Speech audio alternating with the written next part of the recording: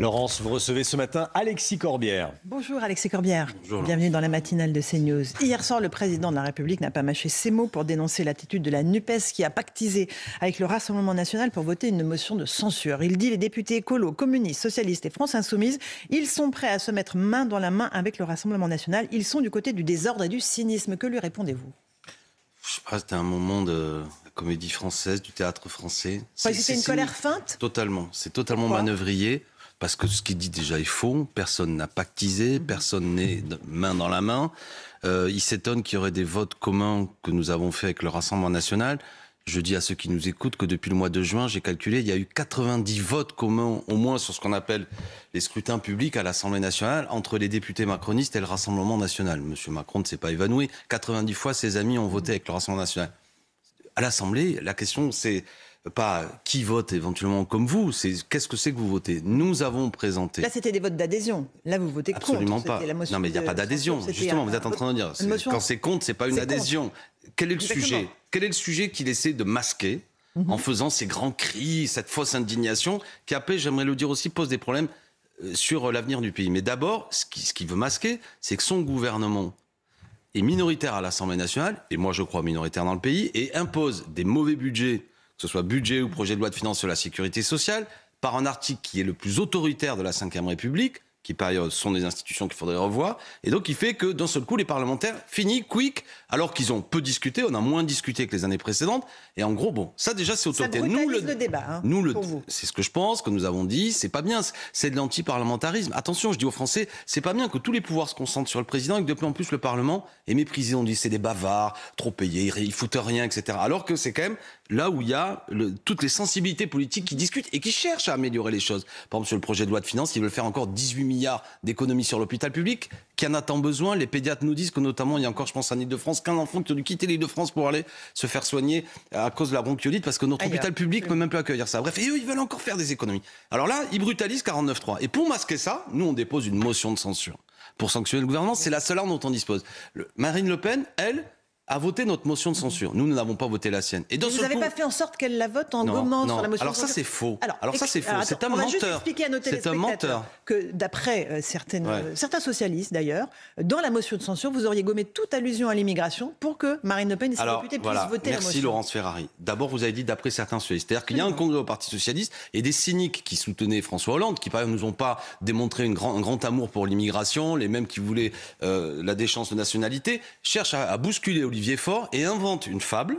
Donc ça, c'est les petits jeux du Congrès PS. Mais le président de la République, tout de même, reprend ses fadaises et tient un mensonge. Moi, je pense que Caroline Roux, qui est une grande professionnelle, mais la pauvre, l'entretien a été compliqué. Oui, elle aurait pu lui dire, parce que ça avait été déjà débunké, comme on dit, ça c'est pipeau. Non, mais n'utilisez pas tout. Alors, Monsieur le Président. Ensuite, il y a un autre sujet. Pardon d'être long, mais c'est important. Non, mais donc, c'est que c'est la première fois. Vous dites qu'il n'y a pas eu de tactique de la part de la France insoumise de gommer le mot immigration pour que le Rassemblement national Personne n'a proposé un amendement où il y avait le mot immigration, ou même j'ai entendu les bienfaits de l'immigration. Tout ça est bidon. Après, il y a eu un débat. Nous, au point de départ, on était plutôt pour qu'elle soit relativement courte. Nos amis, c'est-à-dire ceux de la NUPES, étaient pour qu'elle soit plus identitaire. Et le texte était quand même relativement long. On a parlé social, écologie, démocratie, etc.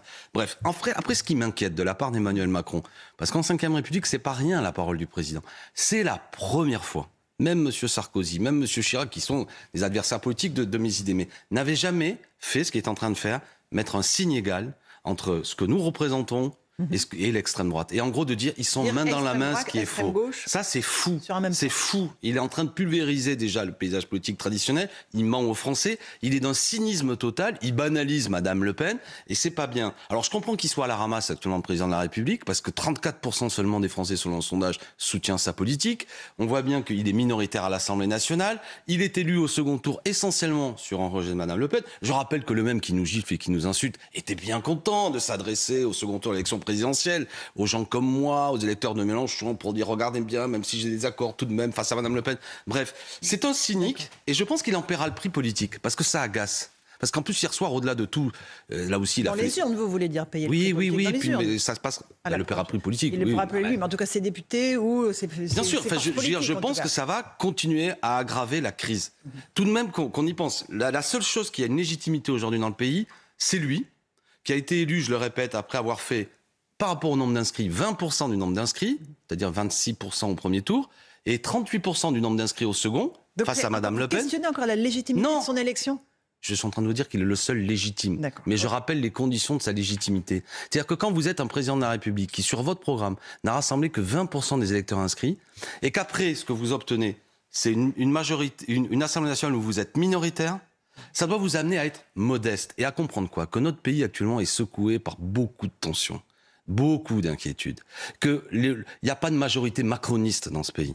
Et en plus, on va Il n'y a venir... pas de majorité pour le renverser non plus, ce pouvoir macroniste, puisque les Républicains Dans le cadre de l'Assemblée nationale, oui, mais ça c'est le jeu parlementaire. Mais la vraie force pivot, au fond, c'est les Républicains ou pas ?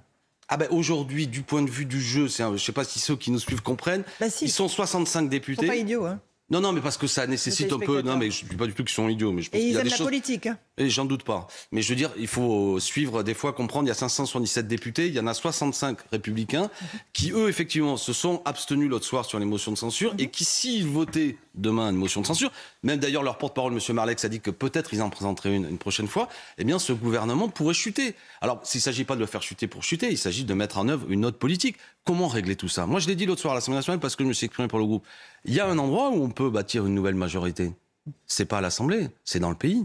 Revenir devant les urnes, peut-être. Si M. Macron dit... Donc la dissolution. C'est ce que nous a dit sous forme de menace. Oui, alors voyez, il est ambigu, le bonhomme. Il avait dit, non, c'est un instrument à ma disposition. Non, mais ça montre qu'il est mal à l'aise. Et le référendum, il propose le référendum. Vous voulez que je vous dise une chose ? Vous préféreriez ? Mais pourquoi pas ? Sur notamment un sujet, M. Macron, puisque vous êtes un peu hier soir pétardant et vous nous avez un peu boxé.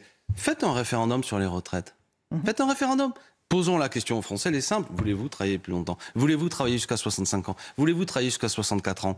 Nous savons, vous et moi, qu'aujourd'hui, un Français sur deux, au-dessus de 55 ans, est soit au chômage, soit en invalidité, d'ores et déjà.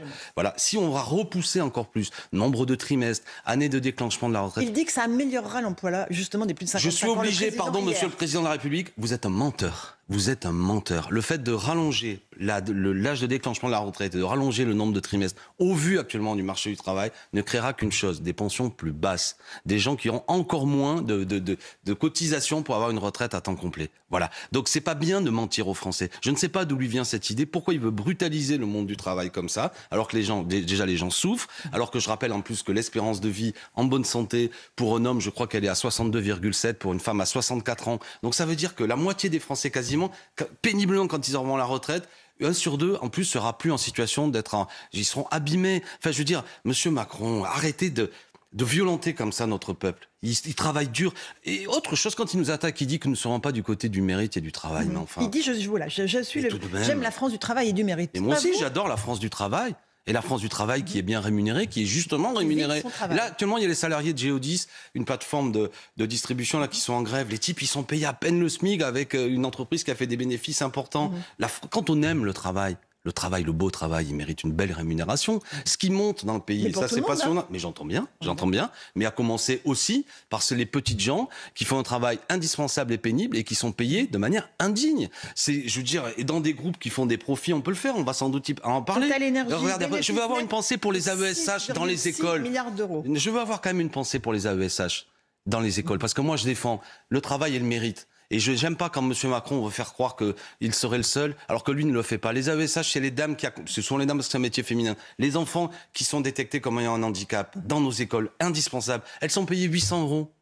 800 euros, 900 euros en général. Il faut vraiment que des comptes. Bon, ça c'est indigne. Donc payez les gens qui font des travaux indispensables, les métiers du lien, ceux qui travaillent pour nos anciens, pour nos enfants. Donc c'est un cynique. C'est lui le cynique. C'est lui qui fait du désordre. Parce que le désordre, pardon, je sais pas si, d'ailleurs moi je le regrette, mais Monsieur Macron, c'est pas Mélenchon qui dirige le pays. Le désordre actuel, chômage de masse, société sous tension, aucune inaction climatique. Insécurité. C'est Macron. Insécurité sociale, insécurité tout court. Insécurité des biens. tout court, absolument. Bien avec, sûr. Des affaires. Mais moi, je suis pas responsable de ça. Des affaires ignobles qui nous ont tous bouleversés, de manière générale quand on est citoyen et en particulier quand on est père et mère de famille. C'est ignoble ce qui a eu lieu. Tout le monde voit bien que je pense notamment à l'affaire Lola.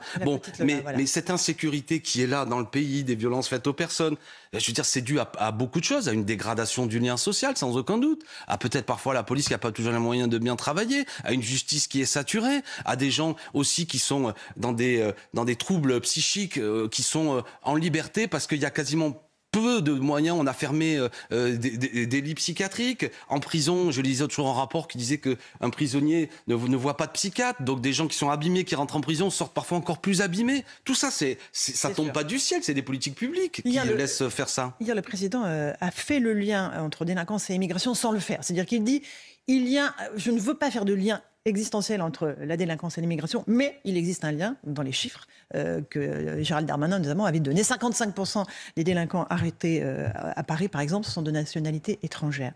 Il y a un lien dans les chiffres. Vous accordez ce constat ? Vous voyez, quand il ose dire main dans la main avec l'extrême droite, c'est lui il est dans le même imaginaire que l'extrême droite. Premièrement, je veux dire, il n'y a pas de lien. C'est-à-dire, c'est pas parce que vous êtes un immigré, un étranger, que vous êtes... Non, mais c'est important de le dire parce que certains, Évidemment. Je veux dire, mais des gens pensent que quand on est étranger, culturellement, on a un goût de la violence, on a un goût de la rapine, on a un goût du resquillage, on a un goût... Bon, moi, je dis c'est totalement faux. Deuxièmement, ce qu'il nous dit, c'est un tour de passe-passe. Manifestement, à Paris, une personne sur deux... Mais il ne précise pas sur quel type de choses. Ça peut être qui sont arrêtés. Ça peut être de la petite délinquance, que sais-je, sont des étrangers. Mais dans le pays, par rapport aux 440 000, je dirais, condamnations, je crois, qui ont eu lieu sur l'année dernière, c'est 85% en vérité qui sont faites par des Français. D'accord ? La grande majorité de l'ensemble des délits ne sont pas faits. Donc, ils jouent sur les chiffres. Et puis, de toute manière, après, on peut cibler aussi sur le fait que, peut-être à Paris, ceux qui sont arrêtés, il y a peut-être aussi, c'est un homme souvent isolé, etc., placé en situation sociale difficile, qui, de facto, mécaniquement, en raison de ses conditions sociales, est plus amené à faire un délit que quelqu'un... Donc, vous êtes en train de dire que c'est normal, quand on est un immigré isolé à Paris, on puisse commettre de la délinquance ? Non, c'est pas ça que je suis en train de dire. Je dis que quand vous êtes en situation... En fait. Ce que je trouve, à mon avis, quand vous placez quelqu'un en situation extrêmement difficile, il est plus amené à faire toute une série de chapardages ou de vols, ce qui est pas tolérable. Non, ce que je dis... C'est la faute de notre société française. Moi, je pense, comme Victor Hugo, que si vous voulez combattre le crime, il faut rendre plus de justice. D'accord ? Il ne faut pas réguler l'immigration pour accueillir et intégrer correctement alors là, vous refaites le lien. Il faut refaire un lien. Quel est le rapport ? Pas mieux intégrer ceux qu'on accueille. Mais bien sûr, évidemment. Qu'est-ce que ça veut dire intégrer ? Moi, je suis profondément républicain. Je connais un outil d'intégration, l'école. Je connais un autre outil d'intégration, le travail. Voilà. Donc, effectivement, vous savez, beaucoup de gens, notamment qui sont parfois des étrangers, font des boulots qui sont indispensables. Régularisons tous les gens qui travaillent, donnons-leur un statut, sortons-leur de situations difficiles. Et puis, notre école publique, qu'elle arrête d'être différente selon qu'elle soit dans mon département, en Seine-Saint-Denis, ou quand un professeur absent n'est pas remplacé, où les classes montent à 30, 32, 34 élèves, etc., plutôt que des établissements cossus à Paris, voire même que les gens qui ont des moyens mettent leurs enfants dans le privé pour essayer d'aujourd'hui de contourner. Les vôtres sont dans le public ? Pardon ? Les vôtres sont dans le public ?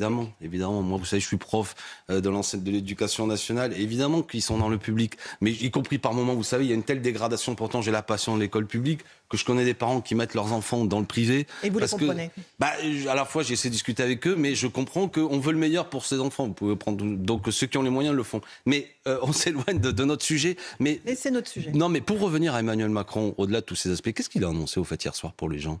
Qu'est-ce qu'il a annoncé ? La retraite peut-être à 64 ans. Ah oui, une brutalisation. De 65, on pourrait peut-être passer à 64 ans si les syndicats sont d'accord. Une aggravation de la situation sociale. Et après, vous avez bien raison de dire, si les syndicats sont d'accord, j'informe M. Macron, tous les syndicats sont contre. Donc, tous. Même la CFDT. À ma connaissance, pour l'instant, tout le monde est contre. Unanimité, d'un certain point de vue. Moi qui aime l'unité des organisations syndicales, on pourrait remercier M. Macron. Tout le monde est contre lui. Et j'ai même entendu M. Roux de Bézieux, le patron des patrons, qui n'était pas spécialement chaud bouillant pour l'accompagner. Donc, je ne sais pas pourquoi il le fait.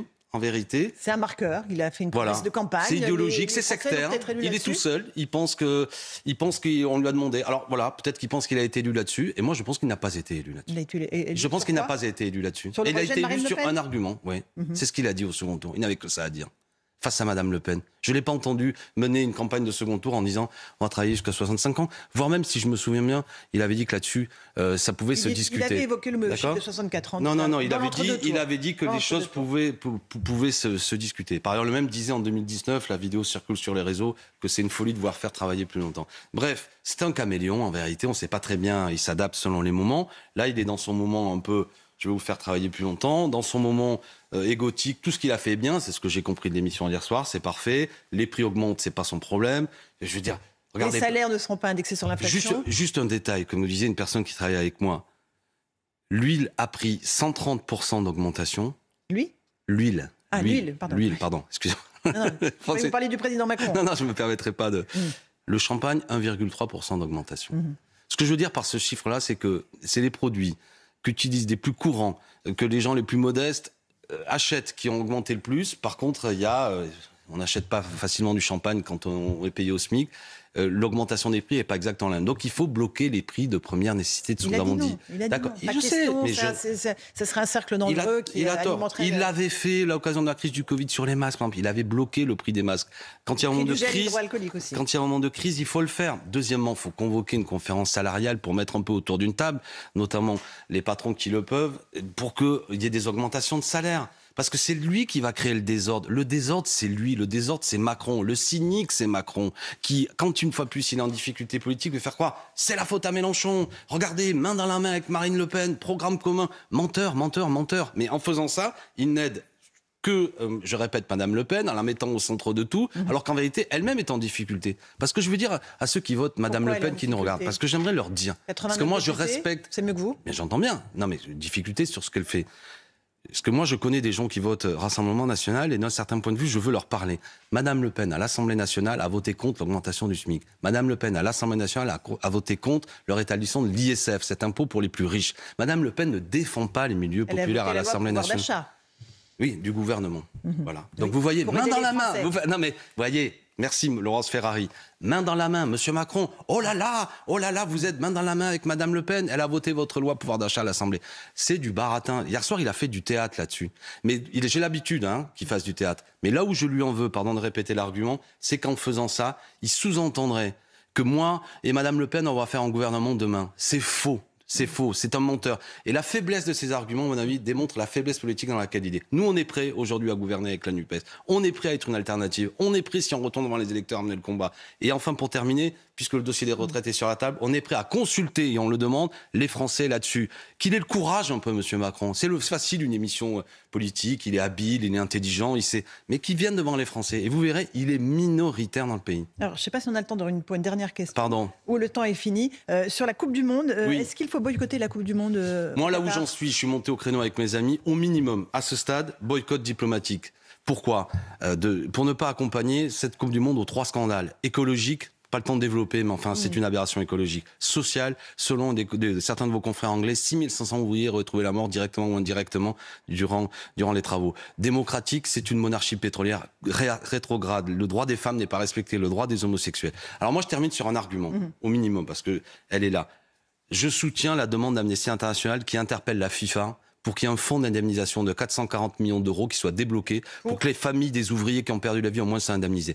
Le dossier avance. J'ai écrit à Madame la Ministre qui m'a répondu qu'il va nous recevoir prochainement parce qu'avec 120 députés de tout bloc, de tout bord, on la demande. La FIFA est en train de bouger. La FIFA va percevoir 6 milliards de dollars de recettes avec cette Coupe du Monde. Elle peut au moins consacrer 440 millions aux familles des ouvriers qui sont morts, notamment parce qu'ils ont pris un choc thermique. Moi, je veux dire, on a peu aimé le football, mais sans aucun doute que tous ceux qui aiment le foot et qui feront ce qu'ils veulent, moi je suis pas là pour faire la morale, ils sont d'accord avec moi pour dire au minimum, ça peut pas être aujourd'hui un grand tiroir caisse pour enrichir les poches de quelques-uns. Merci Alexis Corbière. Merci à vous. Ce matin dans la matinale de CNews, à vous Romain Desarmes.